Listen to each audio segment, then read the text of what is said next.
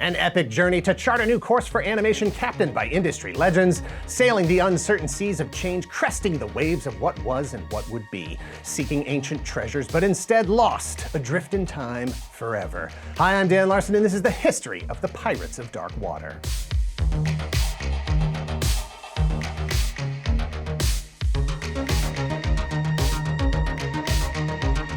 Pirates of Dark Water is an animated series that ran 21 episodes over 2 unconventional seasons from 1991 to 1993, produced by Hanna-Barbera, created by David Kirshner. It was a revolutionary piece of animated televised storytelling, canceled to make room for the future, to make room for SWAT cats. The alien world of Myrrh is being devoured by dark water seeping from its core, evil incarnate, a seemingly sentient goo that is slowly strangling the planet, killing all living things in its path. Only Ren, a young prince, can stop it by finding the lost 13 treasures of rule. Only Ren can return the city of Octopon back to its former glory. This destiny was revealed to Ren by his own father, King Primus, who washed ashore near the lighthouse Ren lived in with his adopted mother. Primus escaped 17 years of imprisonment at the hands of the evil pirate Lord Bloth to deliver that message and to warn Ren that Bloth will stop at nothing to get the 13 treasures for himself. Before Ren could respond, his father disappeared, mysteriously reclaimed by the sea. At Ren's side for the journey to find the 13 treasures of rule are the broken shards of his father's sword, a compass that points the way, and an unlikely but loyal crew of misfits, Niddler the monkey bird and Ayaz, both former crew members of Lord Bloth himself. And Tula, a mysterious woman, an ecomancer with the power to manipulate the elements and the people around her. It's a race to find and reunite the lost treasures to save the world. It's high adventure with the Pirates of Dark Water.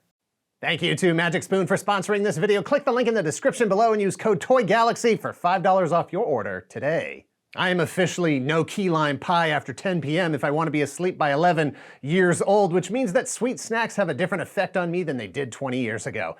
Doesn't mean I can't have sweet snacks, it just means finding sweet snacks that are more than just snacks that are sweet. Thankfully, Magic Spoon has sweet snacks that work better for me than 10 o'clock key lime pie. Magic Spoon treats are available in marshmallow, chocolatey peanut butter, double chocolate, and blueberry muffin. They have 11 to 12 grams of protein, 1 gram of sugar, and 1 to 2 grams of net carbs. And all new Magic Spoon protein granola with 13 grams of protein, 0 added sugar. Available in flavors like honey almond, blueberry, and my favorite, peanut butter. All Magic Spoon products are backed with a 100% happiness guarantee, so if you don't like them for any reason, they'll refund your money, no questions asked. Magic Spoon also ships to Canada and the UK. You can also find Magic Spoon on Amazon or in your nearest grocery store.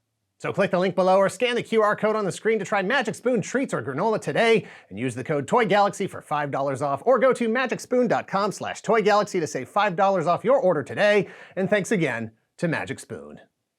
David Kirshner was already an accomplished creator in 1991 with an exceptional portfolio. He started out as an illustrator doing album covers for Neil Diamond and a variety of projects for Jim Henson at both Sesame Street and The Muppets. In 1984, at age 29, he created Rose Petal Place, a series of illustrated children's books that blossomed into a toy line from Kenner, animated films, and a full complement of licensed merchandise. In 1986, he created the story for and was an executive producer on An American Tail, the Steven Spielberg-produced, Don Bluth-directed, highest-grossing non-Disney animated film in history at the time. 2 years later, in 1988, in an effort to distance himself from children's entertainment, he kicked off the Child's Play franchise as producer and doll designer. In 1989, he became president and CEO of Hanna-Barbera Productions, the legendary animation studio behind characters like the Flintstones, Space Ghost, Scooby-Doo, the Super Friends, the Smurfs, the Gary Coleman Show, and more. Hanna-Barbera was rebuilding after a decade of losing ground to every other domestic animation studio in the business. While they were a powerhouse through the 70s, controlling roughly 80% of the market, the syndicated toy-based cartoons of the 80s flipped that number around, leaving Hanna-Barbera with roughly 20%. To cap things off, Hanna-Barbera's parent company, Taft Broadcasting, had just gone through major restructuring after a period of financial uncertainty. According to a 1991 article, Kirshner was hired by Hanna-Barbera to, quote, bring ideas to the production house and to expand its endeavors, which include international co-productions, home videos, licensing, publishing, retail stores, and theme parks. One of those ideas was one of the biggest animated series ever created with respect to budget and quantity of animation cells. Pirates of Dark Water was a concept that Kirshner created nearly a decade prior to taking on the job at Hanna-Barbera, and in fact already had a big-budget live-action movie in development at Paramount. But now, with a full animation studio at his disposal, it made sense to bring Dark Water with him and animate it instead. Kirshner has said that he loves pirates and was inspired to create Dark Water after Steven Spielberg gave him a book about Howard Pyle's American School of Illustration and Art. Pyle was a founding father, if you will, of a distinctly American style of illustration and visual storytelling that influenced artists like Norman Rockwell and N.C. Wyeth, and also many of Pyle's famous works featured pirates. Kirshner wanted to create a world of fantasy pirates and was further influenced by the writing of Joseph Campbell, in particular Campbell's theories about the hero's journey, which is essentially narrative parallels that can be found in myths and legends from cultures around the world and throughout history. If you'll allow me an oversimplification, the hero's journey is 1. A hero ventures forth from the world of common day into a region of supernatural wonder. 2. Fabulous forces are encountered and overcome. 3. Profit.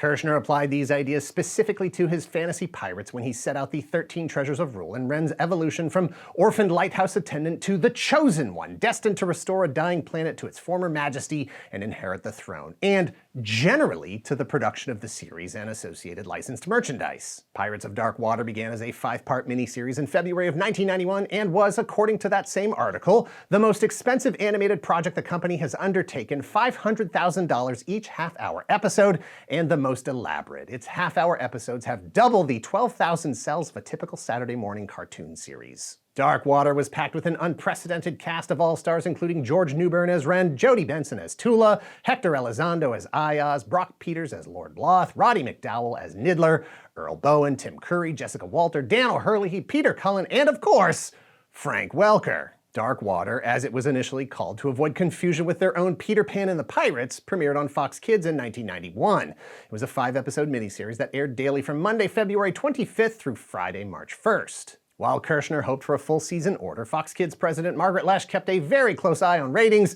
before making a commitment given the extraordinary cost of the miniseries. As far as Loesch and Fox were concerned, the ratings were not good enough to commit to a full series. And furthermore, Loesch didn't think Dark Water fit the counterculture, anti-establishment personality they were building at Fox Kids. In fact, Loesch said, quote, "Fox can't afford to be traditional. Maybe the biggest mistake we made was going after Dark Water in the first place." She said that Fox Kids was a place for sillier, crazier shows like Little Dracula, Pigsburg Pigs, and Zazu U. When Fox passed, Kirshner needed to find a new home for the series. The Hasbro line of toys and other associated licensed merchandise were already in production. Thankfully, an additional 8 episodes were announced by ABC in April of 1991 to make a full first season of 13 to be aired weekly on Saturday mornings in the fall alongside Hammerman, opposite the Teenage Mutant Ninja Turtles. Season 1 kicked off on ABC with a re-airing of the 5-episode miniseries in September of 1991. For the rebroadcast, Roddy McDowell was replaced by Frank Welker as the voice of Niddler. From episode 6 on, there was a deliberate change in tone to make it a bit lighter, a bit more Saturday morning friendly, and easier to follow. According to the series Bible, the plan was to have 7 of the 13 treasures found by the end of Season 1's episode 13. And while there was an overarching quest for the treasures, the back-and-forth nature of the scoreboard, or who has which treasures at any given time, would be downplayed so that episodes could be self-contained and, if necessary, aired out of order. You do something helpful every day. Like today, you took out the garbage. So for you, every day, Pizza Hut has the Kids Pizza Pack. You get a personal pan pizza, cup, and cool surprise. Every day! You deserve it, because you're a kid. And you did let Aunt Dottie kiss you. When you sail into Pizza Hut for a Pirates of Dark Water Kids Pizza Pack, you can get a personal pan pizza, Pirates Cup with a glow-in-the-dark lid, and bike decorator kit, all for $2.99. Season 1 ratings were not great for ABC. Pirates of Dark Water was still a more mature series that had typically been produced for Saturday morning cartoons. As such, it had trouble finding its audience. Kirshner hoped it would be the type of show that parents and their children would watch together, having conversations about the greater themes. That said, ABC scheduled it in what Kirshner called the death slot against the still wildly popular Teenage Mutant Ninja Turtles on CBS. While Pirates of Dark Water was still popular in several major markets and fought well, it couldn't compete against the Turtles' disappointing ABC, who canceled it after the 13th episode. 13 episodes were already planned for Season 2. Producers made the decision to space out the treasures, allowing for more adventure, character development, and potentially allowing the series to run longer than 2 seasons. However, when ABC declined to pick up the second season, Kirshner lobbied to make it a part of Hanna-Barbera's own Fantastic World of Hanna-Barbera block of syndicated programming, but even that didn't guarantee the show would make it to air. Bigger forces were at work against the Pirates of Dark Water than just its own production DNA. Animation was in the midst of a renaissance, and there were only so many hours in the day. Disney's Disney Afternoon and Fox's Fox Kids were crammed with shows setting new standards for kids' entertainment. DuckTales, Rescue Rangers, and Darkwing Duck on Disney, X-Men, Batman, and Power Rangers on Fox Kids, not to mention all the other shows that were produced by Hanna-Barbera. The Addams Family, Capital Critters, Fish Police.